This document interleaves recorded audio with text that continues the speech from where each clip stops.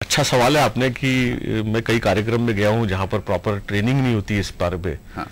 तो मैं देखता हूं कि ओपनिंग रिमार्क के लिए जब चेयरमैन को बुलाया जाता है, हाँ। तो वो सबको धन्यवाद दे देता है। वेलकम में सबको धन्यवाद देता है कि मैं आपका स्वागत करता हूं और आपको धन्यवाद देता हूं कि आप इतने दूर से आए। मैं चीफ गेस्ट का स्वागत करता हूं, धन्यवाद देता हूं कि इन्होंने अपना टाइम निकाल के मुझे काम दिया। हाँ। तो इसमें वोट ऑफ थैंक्स वाले का तो काम ही खत्म हो जाता है। जी। तो वेलकम स्पीच तो वेलकम ही स्पीच होनी चाहिए, जिसमें आप पहले तो उस इवेंट के बारे में बताइए कि आपने क्यों इस इवेंट को ऑर्गेनाइज किया। जी तरुण जी, यहाँ पर मैं रोकना चाहूंगा और मैं पूछूंगा कि दर्शक क्योंकि ये प्रोग्राम पूरे विदर्भ में देखे, तो एक छोटा सा वेलकम स्पीच आप दीजिए। इसमें मान के चलिए एक चीफ गेस्ट आए हैं और आप उनका स्वागत कर रहे हैं। सबसे पहले तो मैं अपनी संस्था की तरफ से आप सब लोगों का स्वागत करूंगा, उसके बाद मैं अपनी तरफ से सब लोगों का स्वागत करूंगा। मेरी संस्था क्या करती है इस चीज के बारे में मैं डिटेल बताऊंगा। कम से कम 3 से 4 लाइन में अपने संस्था के बारे में बताऊंगा। उस संस्था के बारे में बताने के बाद में इन सारे डेलीगेट लोगों को तहे दिल से एक बार फिर से स्वागत करूंगा और इस प्रोग्राम, जिस प्रोग्राम की महत्वता क्या है, यानी क्या हुआ, पहले आपने लोग यहाँ क्यों इकट्ठा हुए। हाँ, पहले तो आपने धन्यवाद वेलकम किया सारे डेलीगेट्स को आपकी संस्था की तरफ से, अपनी तरफ से। उसके बाद में आपने क्या किया, संस्था के बारे में बताया। संस्था के बारे में 2 शब्द बताए, क्योंकि ये संस्था इंपॉर्टेंट है, उसके कारण आप यहाँ बैठे हो। और उसके बाद में इस इवेंट का महत्व क्या है और इस इवेंट से आपको क्या क्या मिलने वाला है। फिर उसके बाद में आप सबको जनरल वेलकम करेंगे, थैंक यू और सबको बोलेंगे कि आपका सबका इस सुहानी सुबह में, शाम में या दिन में स्वागत है। जी, this is a welcome speech.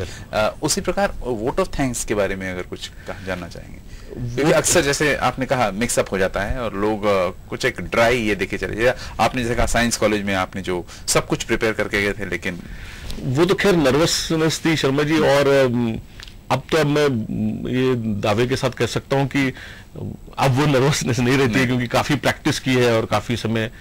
Vote of thanks में आपका फॉर्मेट इस तरह से अगर आप बनाए तो बहुत बेहतरीन होगा। फॉर्मेट ऐसा हो कि अगर आपके पास में समय कम है, कि आपके स्पीकर्स ने बहुत समय ले लिया है, आपका प्रोग्राम समय आपने घंटा भर का दिया था और आप बन गया वो 1.5 घंटे का, वहां खाने की प्लेट की सुगंध आने लगी है, खाना जोरदार पक रहा है, तो आप इस समय में मेरा उन लोगों सब लोगों से वोट ऑफ थैंक्स देने वालों से नहीं होगा, निवेदन रहेगा कि आप सिर्फ 3 चीज बोलिए, धन्यवाद, धन्यवाद और धन्यवाद। शायद आपको बहुत ज्यादा तालियां मिलेगी इसके लिए। अच्छा। लेकिन अगर आपके पास में समय है तो आपका धन्यवाद प्रस्ताव 2 मिनट से ज्यादा का नहीं होना चाहिए। जी। वोट ऑफ थैंक्स बोलना यानी आपकी इफेक्टिव, प्रभावशाली बोलने का आपका व्यक्तित्व है, वहां पर कहीं नहीं दर्शना चाहिए। क्या होता है, लोग इंप्रेशन मारने लगते हैं कि मेरे को कितने सारे कहावत आते हैं, मुहावरे आते हैं। आपका काम कहावतें मुहावरे बताने का नहीं है, आपका काम है वोट ऑफ थैंक्स देने का।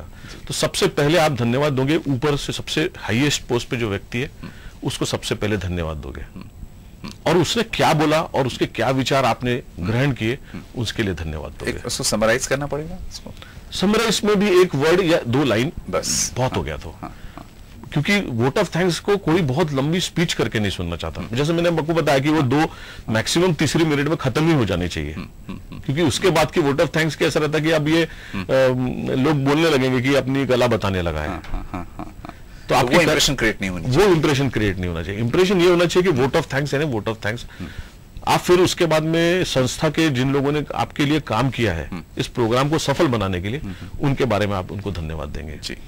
संस्था के स्पॉन्सर्स जो है उनको धन्यवाद देंगे आप, और साथ में उन ऑडियंस को जिन्होंने इस प्रोग्राम को सफल बनाने में आपकी मदद की, उनको धन्यवाद देते हुए एक आधे जाते जाते एक शेर बोल सकते हैं, ताकि अच्छा क्लोजिंग हो जाएगा आपका, आपकी अच्छी लैंडिंग हो जाएगी। शायद मूड बना ले खाने का, अगर अगला कुछ और कार्यक्रम बनने वाला है, इसके बाद में एग्जीबिशन का इनॉग्रेशन है, तो आप उसको ध्यान उस तरफ लेके जा सकते हैं। जी हाँ।